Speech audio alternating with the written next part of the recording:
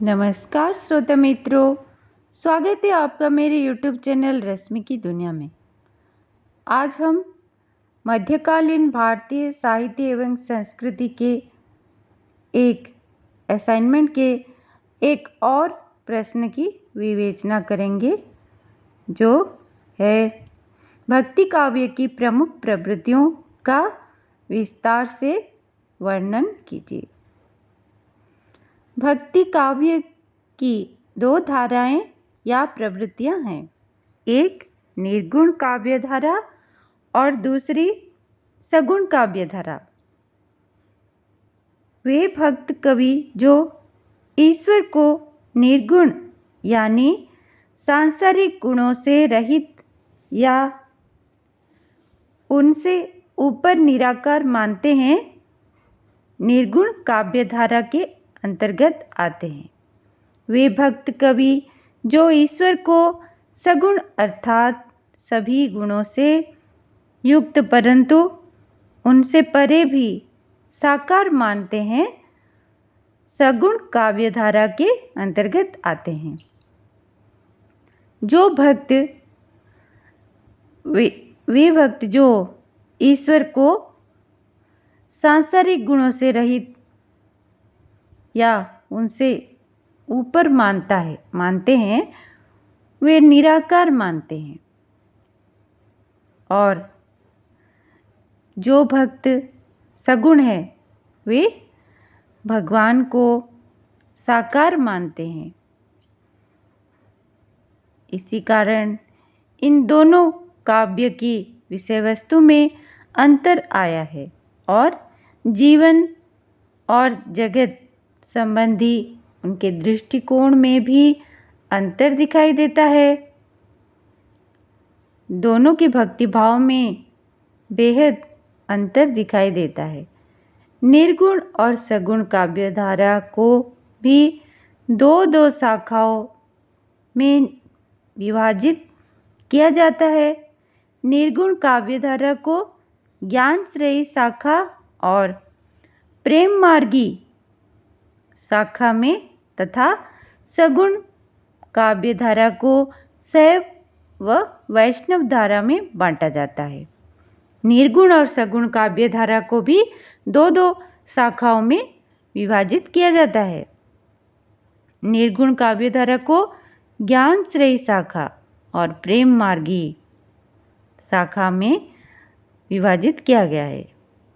निर्गुण कवि जो होते हैं, वे ज्ञान श्रेयी शाखा और प्रेम मार्गी शाखा में विभाजित है तथा सगुण काव्य धारा को शैव व वैष्णव धारा में बांटा गया है। सगुण काव्य धारा को भी दो भागों में बांटा गया है, जो कि है शैव और वैष्णव।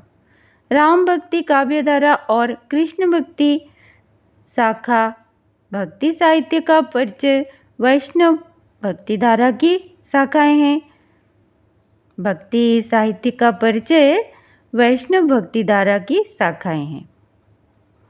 लेकिन यहाँ भी बताना आवश्यक है कि सगुण काव्य धारा के अंतर्गत विभिन्न भाषाओं में लिखे गए काव्य में विष्णु के अन्य अवतारों तथा शिव आदि देवी देवताओं का गायन भी मिलता है। हाँ, दक्षिण में शैव संप्रदाय के प्रभाव में शिव भक्ति की लंबी परंपरा मिलती है, जबकि उत्तर भारत में कृष्ण और राम भक्ति की परंपरा अधिक दृढ़ हो रही है। दक्षिण भारत में शिव भक्ति ज़्यादा देखने को मिलती है और उत्तर भारत में ज़्यादातर कृष्ण भक्त और राम भक्त की परंपरा ज़्यादा दृढ़ रही है। इस प्रकार भक्ति काव्य की विभिन्न प्रवृत्तियों को हम प्रस्तुत कर सकते हैं। इसका एक और प्रश्न है, जो कि इस प्रकार है, ज्ञानेश्वर काव्य का दार्शनिक पक्ष को स्पष्ट कीजिए। हम ज्ञानेश्वर काव्य के दार्शनिक पक्ष की विवेचना करेंगे।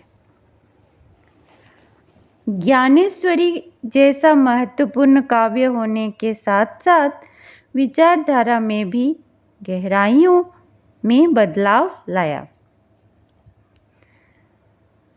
संत ज्ञानेश्वर के विचार भारतीय दार्शनिक परंपराओं के साथ मिलकर माननीयता प्राप्त करता है। उनके काव्य में दर्शाए गए दार्शनिक पक्ष विभिन्न रूपों से स्पष्ट होता है। पहला, आध्यात्मिकता का महत्व। ज्ञानेश्वर काव्य में आध्यात्मिकता का महत्वपूर्ण स्थान है। उन्होंने आध्यात्मिक ज्ञान की महत्वपूर्णता को बताया है। ज्ञानेश्वर के काव्य में किसकी प्राधान्यता है? आध्यात्मिकता, आध्यात्मिक ज्ञान की आवश्यकता, महत्वपूर्णता के बारे में उन्होंने बताया है। मनुष्य को आत्मज्ञान के माध्यम से परम ज्ञान की प्राप्ति करने की प्रेरणा दी। उन्होंने मनुष्य को आत्मज्ञान के माध्यम से परम ज्ञान कैसे प्राप्त की जाती है उसकी प्रेरणा दी। दूसरा है आत्मानुभूति की महत्वपूर्णता। उनके विचार से आत्मानुभूति का विशेष महत्व है। उन्होंने आत्मा की अविनाशी और भगवान से अभिन्न माना है। उन्होंने आत्मा को अविनाशी माना है। आत्मा का विनाश नहीं हो सकता और आत्मा भगवान का ही एक अभिन्न अंश है और मनुष्य को आत्मानुभव के माध्यम से आत्मा की महत्वपूर्णता भी समझाए हैं। उन्होंने मनुष्य को भगवान का ही एक अंश माना और आत्मानुभूति के माध्यम से आत्मा की महत्वपूर्णता को समझाई। तीसरा है जीवन का उद्देश्य। उनके काव्य में जीवन के उद्देश्य की महत्वपूर्णता पर बल दिया गया है। वे मानते थे कि मनुष्य को उद्देश्य अपने अंतरात्मा में भगवान का दर्शन करना और आत्मा के साथ आत्मा की साक्षात्कार करना चाहिए। उन्होंने माना था मनुष्य का जीवन का उद्देश्य का महत्वपूर्णता क्या है? मनुष्य का जीवन का उद्देश्य है अपने अंतरात्मा में भगवान का दर्शन करना, अपनी आत्मा के साथ परमात्मा की साक्षात्कार करना मनुष्य के जीवन का उद्देश्य है। चौथा है समाज में समर्पण। ज्ञानेश्वर काव्य में समाज में समर्पण की महत्वपूर्णता का भी प्रतिष्ठान है। उन्होंने बताया कि मनुष्य को अपने कर्तव्यों का पालन करते हुए समाज में निष्ठा और समर्पण का भाव रखना चाहिए।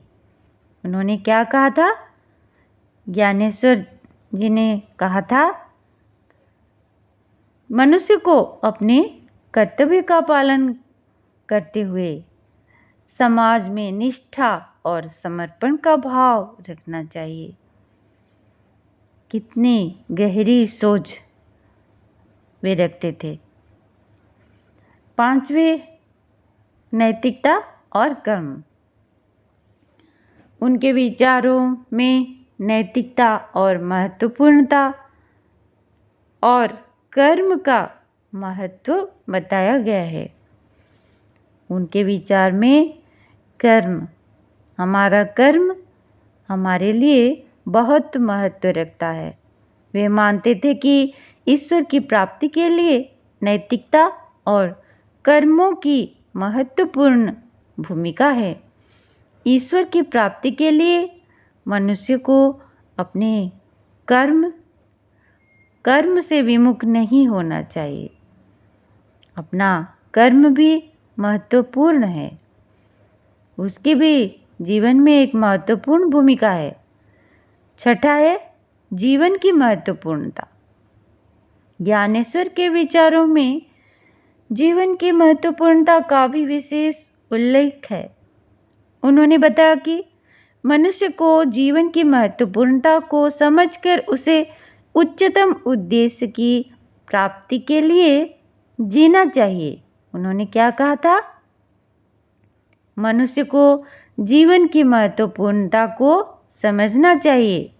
हमें जो यह जीवन मिला है, मनुष्य जन्म मिला है, उसकी महत्वपूर्णता को हमें समझकर उसे उच्चतम उद्देश्य की प्राप्ति के लिए जीना चाहिए।